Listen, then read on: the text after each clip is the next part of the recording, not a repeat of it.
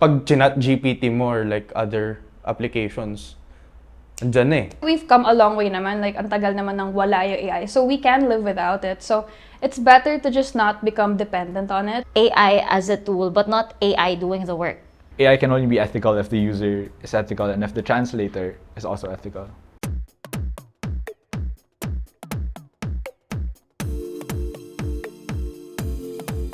Hi, my name is Meg. I'm a fourth-year communication student from Southville and I'm a freelance writer for the past 3 years na.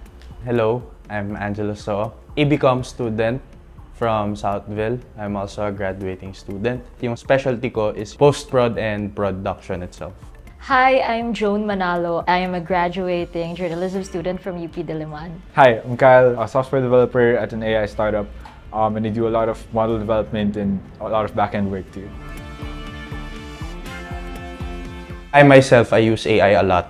Kasi instead of doing something for like an hour or two, so parang 5 minutes of work, papaparaphrase ko na lang sa kanya, ganun. If you use it wrong, dun papasok yung mga copyright issues. Siguro para maging tama yung paggamit ng AI, kailangan mo pa rin siya lagyan ng personal touch mo. To fuel AI, diba, it has to take things from other written works. In some way, you're kind of plagiarizing them. So it's good to always, like cite your sources or reference. AI comes in sa media when gumagamit kami ng mga tools, halimbawa, to get the news. Unlike yung alam ng mga tao about AI na very technical, sa amin naman, sa akin as a journal student, it's more of the practice of AI. So my view with AI is we're using it as an extension of our own abilities. Something like an extension of our own values or an automation of like manual labor. The way I see it, the job of someone like me doing AI dev is to translate a lot of those values into code.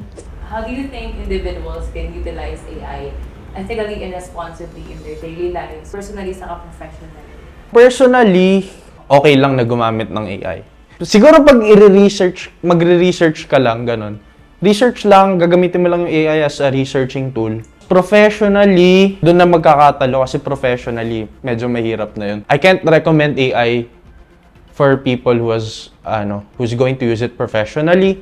As a researching tool, sure, pero like copy-paste, no. It became like a big conversation, diba, yung artist versus AI and stuff like that na artists feel like wala nang value yung work nila. Like a lot of people don't value it na kasi, ba't ako mag-hire ng artist? Pwede ko namang ipa-AI yon and I'll just do it myself, di pa ako gagastos. Siguro in an academic setting, when you pass like an essay or let's say something more mabigat like your thesis, and you pass it off as your own work kasi nakapangalan yun sa'yo eh. So when they like figure out what you're doing, they're like, you're not gonna graduate na.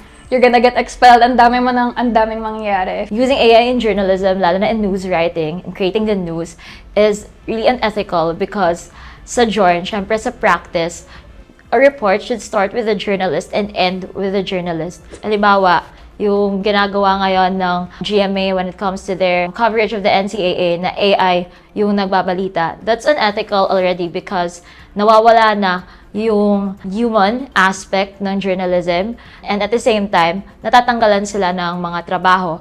Could you share examples of situations where AI can be misused? Saka what are the implications of using AI in such cases? First off, I think there are two large applications of AI that are highly contentious in terms of ethics. The first one I think is more straightforward, and it's called LAWS, L-A-W-S, Lethal Autonomous Weapon Systems. It's how a lot of these military superpowers right now are trying to automate how they design weapons and target people using those weapons. Like firing weapons that have to be manual, right?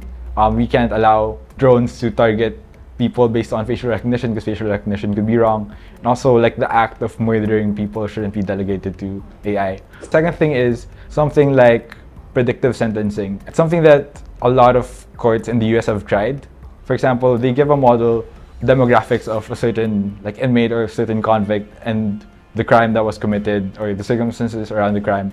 And they ask model to give a right sentence for that person. And it's proven to be extremely biased around demographics. A lot of the minorities in the US are being discriminated against in terms of sentencing. That's what I guess a lot of the consensus on AI usage is starting to be about. Do you think AI is like smart enough to make its own ethical and potentially life-changing decisions?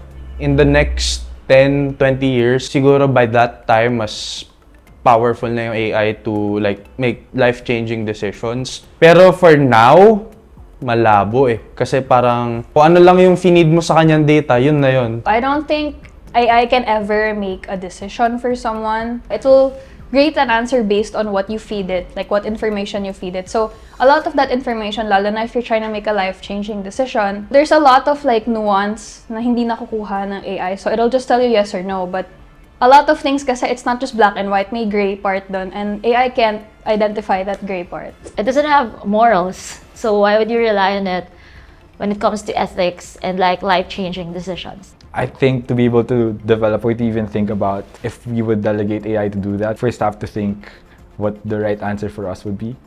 I feel like a lot of the questions on are we willing to give this to AI could also be answered by are we willing to give this to ourselves and answer this question for ourselves.